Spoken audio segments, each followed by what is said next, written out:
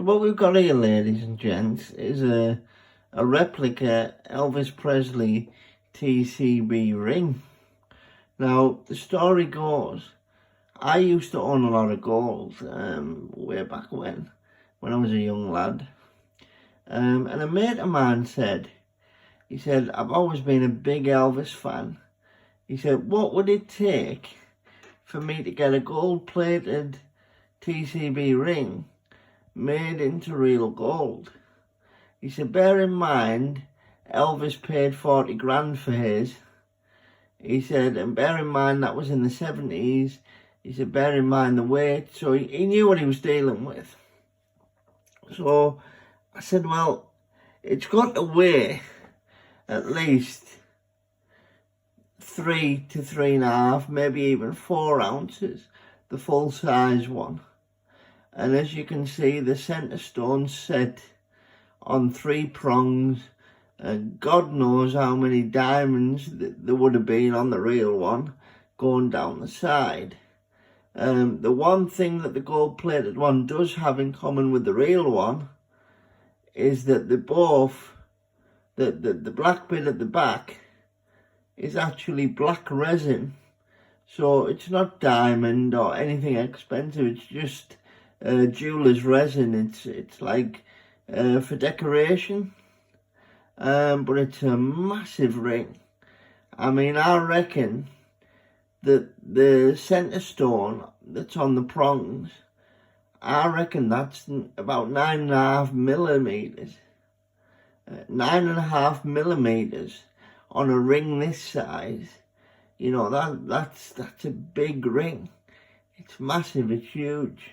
So the reason why I'm doing this video really is for the people who, one, are Elvis fans, but two, and probably most importantly, if you have got a bit of know-how on how to make jewellery and how to set stones and the different solutions or compromises that you can make to achieve, you know, the perfect replica. I mean, I've got a replica on the Graceland website. It's in 18 karat gold plate. It's an exact replica of the concert ring, so it's made from the same mould, and it's, you know, it's probably as heavy as Elvis's ring, and it's certainly, as I said, the same size. So I'm intrigued to know how they've done it, especially if they've made it from the mould. I mean, it just seems too heavy a weight to make from a mould. I mean, I was speaking to the jeweller I went to for some advice in Hartlepool, and he said, I want to recreate it. He said, using CAD. Now, I've used CAD before.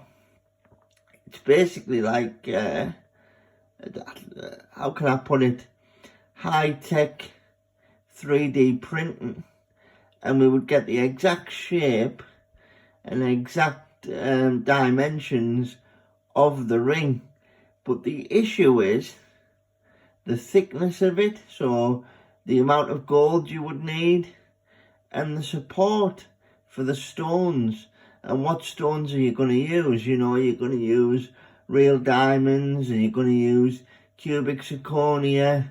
Are you going to use, you know, like a Murano glass? Are you going to use a Swarovski crystal? What are you going to use? What will the ring support? How many will the ring support? It's an interesting little project, but then you get into how much it might cost.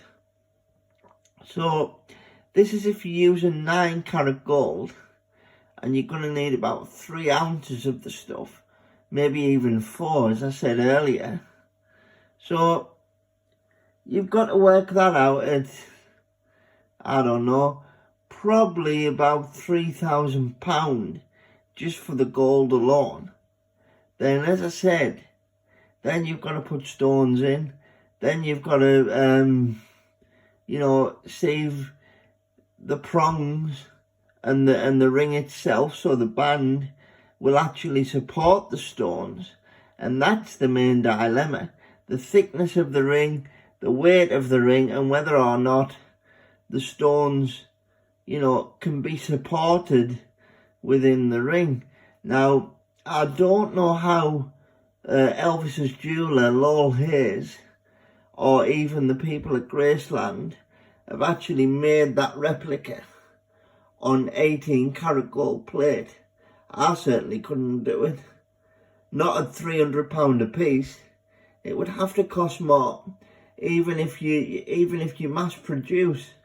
How have they done that for £300 a piece? Well, $300, so it's even less than £300.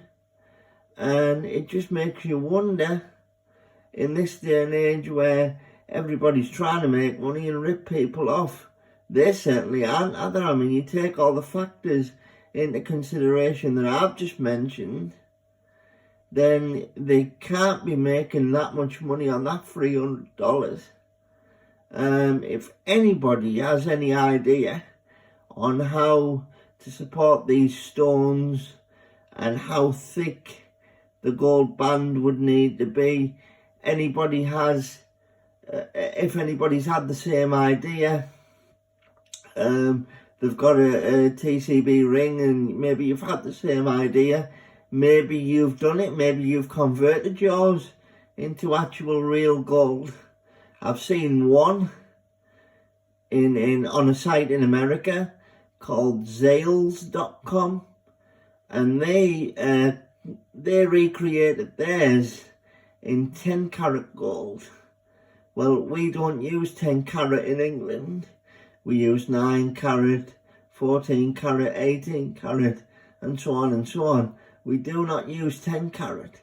As a matter of fact, if you buy a 10 karat gold piece in America, you're not allowed to sell it in England. It's against the law. So, I mean, it's an interesting project. It's going to cost a lot of money. I'm glad I'm not paying for it. And if you're a fan of Elvis, I think you will enjoy this little video. And even if you're not, I think it's intriguing. So I want plenty of views, plenty of likes, plenty of shares, and plenty of useful comments. Thanks for watching. I'll catch you on the next one.